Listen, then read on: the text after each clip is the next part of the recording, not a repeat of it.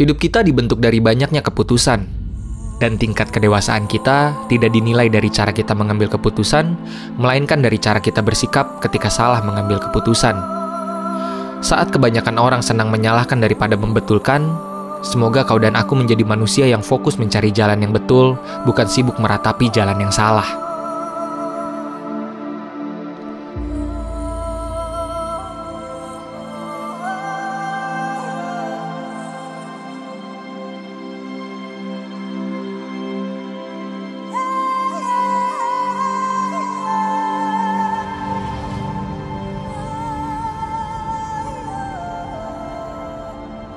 Tanggal 7 Maret 2020, adik bungsu saya menikah. Resepsinya di Bekasi. Mungkin karena dipengaruhi pandemi, pesta pernikahannya jadi tidak begitu ramai. Nah, Musabab Arsal juga hadir sebagai juru potret resepsi pernikahan. Saya pikir daripada harus balik lagi ke Bandung, lebih baik kami berangkat menuju Gunung Ketiga langsung dari Bekasi saja. Esoknya saya dan Arsal melesat pada dini hari ke arah Bandara Soekarno-Hatta, Cengkareng. Kali ini kami tidak bisa sesantai biasanya. Berada di bandara tatkala sedang terjadi pandemi benar-benar membuat kami paranoid. Sebenarnya cukup takut juga untuk berpergian di kondisi seperti ini. Seperti kawan-kawan tahu, sedang ada wabah virus corona, dan itu membuat kami cukup takut juga ya kemana-mana, apalagi ke tempat keramaian. Kemarin juga adik saya baru menikah dan prosesi bersalaman juga jadi sedikit takut. Tapi yang saya sadari adalah yang lebih berbahaya dari virus itu sendiri adalah kepanikan massal. Orang-orang jadi nggak logis, jadi beli barang ditimbun, masker dimahalin, jadi dibisnisin. Kita jadi tahu mana manusia yang benar-benar baik dan mana manusia yang benar-benar jahat. Virus berbahaya, tapi sekali lagi yang lebih berbahaya adalah kepanikan massal. Semoga aja virus ini cepat ditemukan penyembuhnya agar dunia kembali stabil, karena efeknya memanjang sekali dan besar sekali. Saya juga berdoa semoga orang-orang yang sudah terkena virus corona lekas sembuh, tidak ada lagi korban berjatuhan. Semoga dunia menjadi tempat yang lebih baik.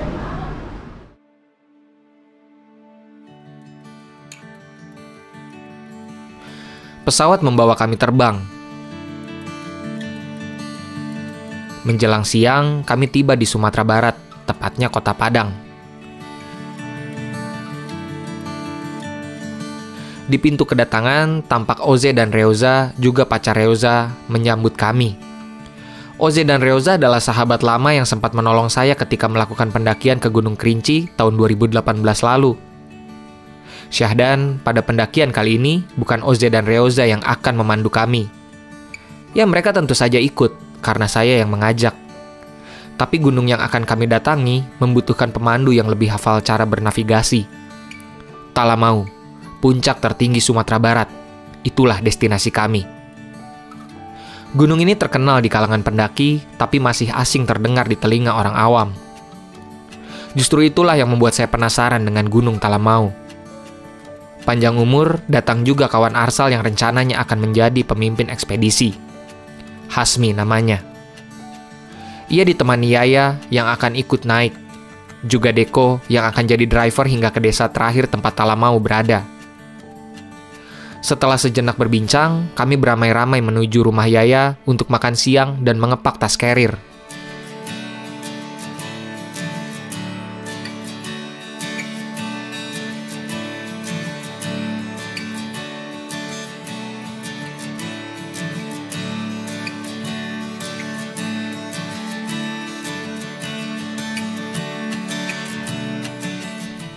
Setelah beres, kami memulai perjalanan panjang dari arah Kota Padang menuju Pasaman Barat.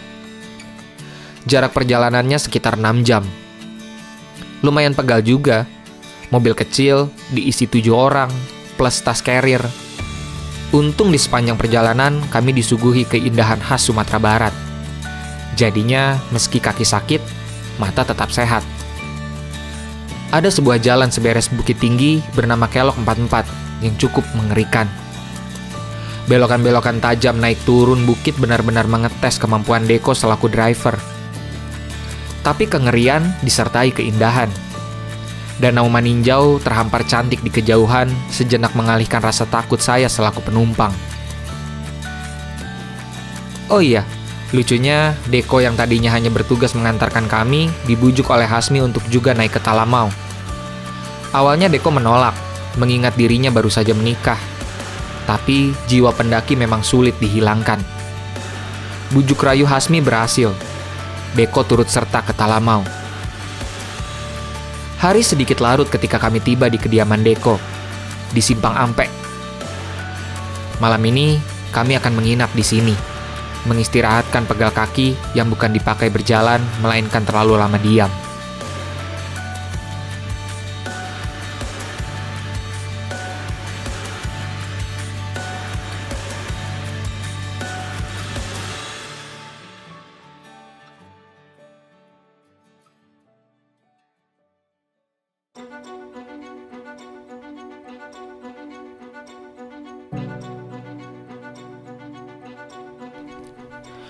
Esoknya dengan menggunakan mobil bak, kami berangkat ke desa Lubua Landua. Jaraknya tidak begitu jauh dari rumah Deko.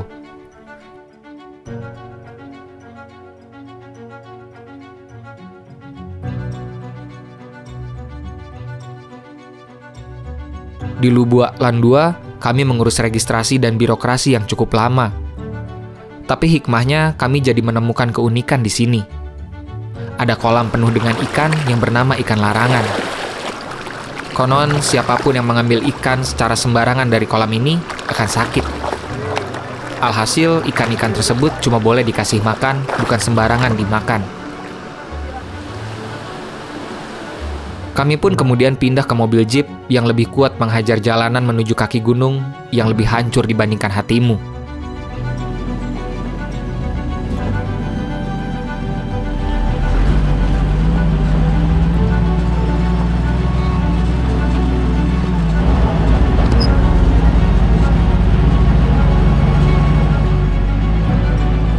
Gawat, mobil tidak bisa membawa kami ke pos 1. Karena jalan yang terlalu hancur, kami pun melanjutkan dengan berjalan kaki.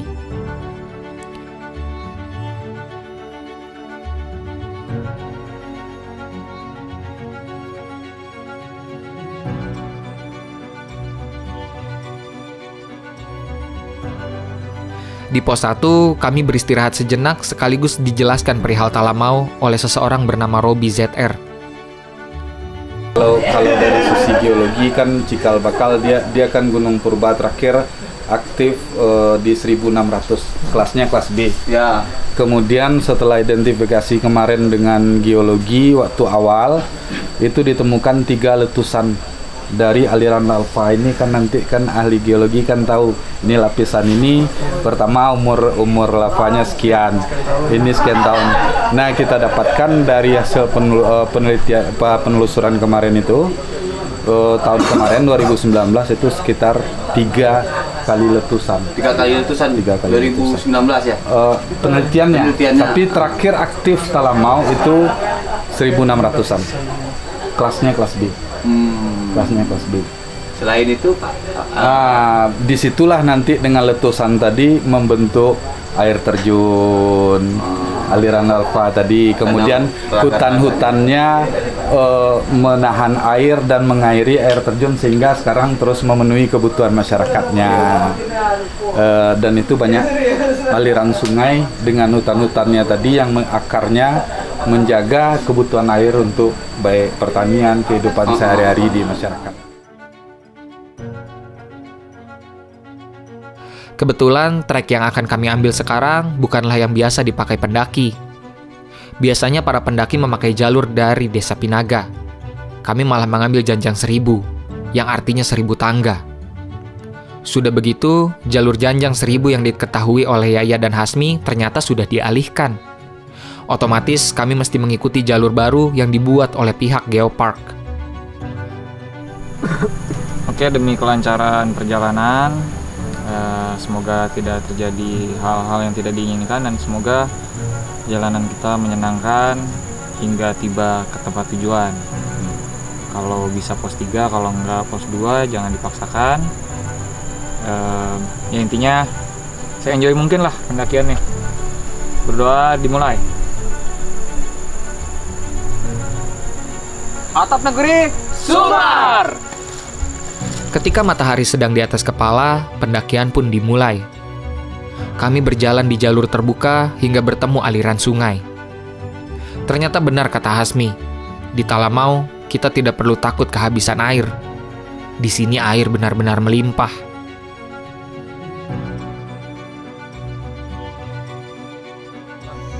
Ya, Bang Yaya nih. iya. Kayak Raisa nama lu. Iya, Raisa. Gitu doang jawabnya. Bang Yaya, Iya, Bang. ini terakhir kali kayaknya kan di antara kami bertujuh, Bang Yaya yang terakhir ke sini. Iya, Bang. Benar. Dari jalur ini juga. Iya. Nama jalurnya apa ini? Ini jalurnya Janjang 1000, Bang. Janjang 1000. Artinya? Ada janjangnya 1000, Bang. Ada jenjang-jenjangnya tadi di bawah kan. Kelihatan nama, Kan Bang. kagak tahu dia. Kamera kan belum tahu, lu jelasin. Oh iya. Oh, jenjang tuh apa gitu? Bahasa Indonesianya. Ya jenjang, Tangga. tangga. Oh, tangga. Iya, 1000 tangga gitu. 1000 tangga. Oh, jadi ceritanya ada 1000 tangga. Iya. Nah, terus terakhir ke sini tanggal berapa waktu itu? Bulan apa? Bulan Februari 2018 kalau nggak salah. Ya, Udah lama juga ya. lumayan. Tadi katanya udah ada perbedaan pos tuh. Ya, Apa yang beda apa, Bang? yang beda tuh nanti sebelum camp Bumi Serasah tuh Heeh.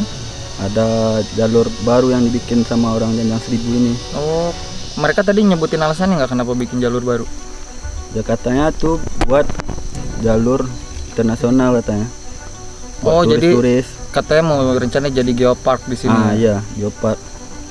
Berarti ada untungnya juga sebenarnya kita kesini sebelum Iya. jadi geoparknya. Ada untungnya juga kita yang apanya kan jalani duluan Ngetester. Iya. Oh, gokil juga. Bang Yaya selain nyanyi sibuk apa lagi? Goyang. Goyang. Narik becak pun di Padang.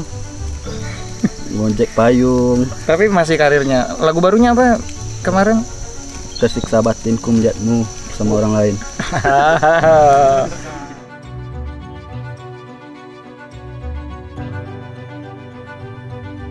Kami pun terus mendaki mendekati pintu rimba. Di hadapan kami terlihat pohon-pohon yang sudah ditebang. Lagi-lagi karena pengaruh matahari yang terik, kami kembali duduk.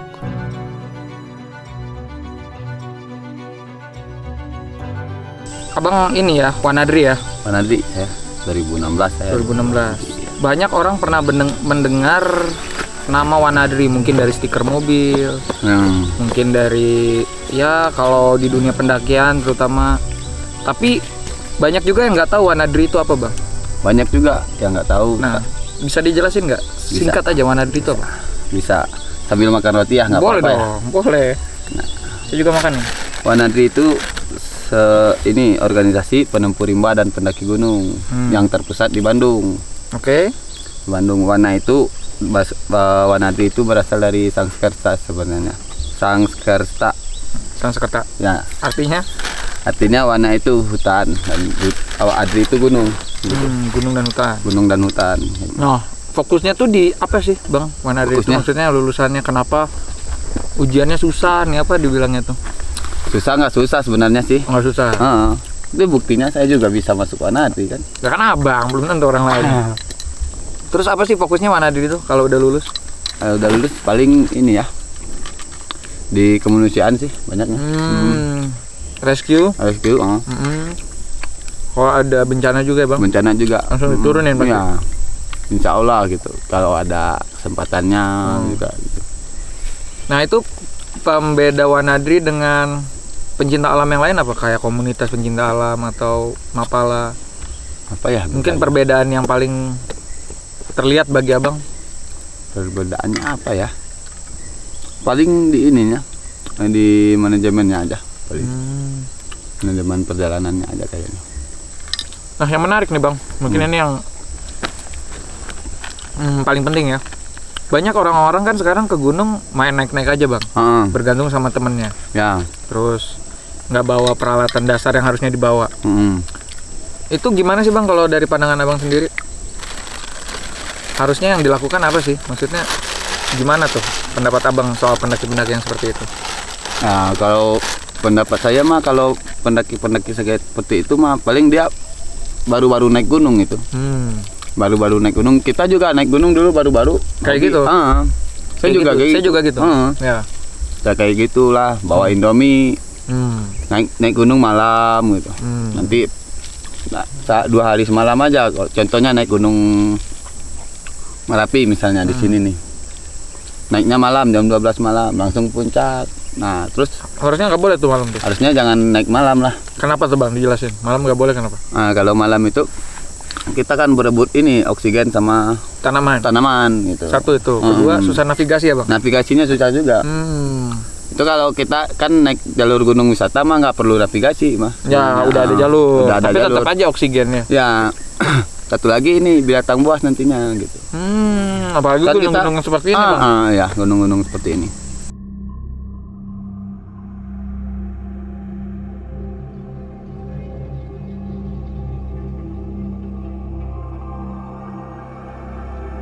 Awan sesekali menghalangi langit biru. Hutan kian lebat seiring kami yang ditelan oleh rimbunnya rimba. Tidak seperti beberapa gunung lain yang jalurnya sudah jelas, Talamau memiliki banyak percabangan. Ini tentu saja disebabkan oleh banyaknya penebang pohon yang membuat jalur baru. Alhasil, kami pun tersesat. Jadi kita salah jalan Bang? Kemungkinan tadi kita pas beristirahat bentar tadi itu ke kiri bukan ke kanan. Karena ini kita udah melintas satu punggungan. Jadi udah beda punggungan dengan yang tadi. Dan ini kayaknya jalur orang buat cari kayu ya. Nah, tebasannya baru ya? Iya, ada tebasan-tebasan baru. Baiknya kita balik lagi ke situ, kita ngambil yang ke kiri gitu.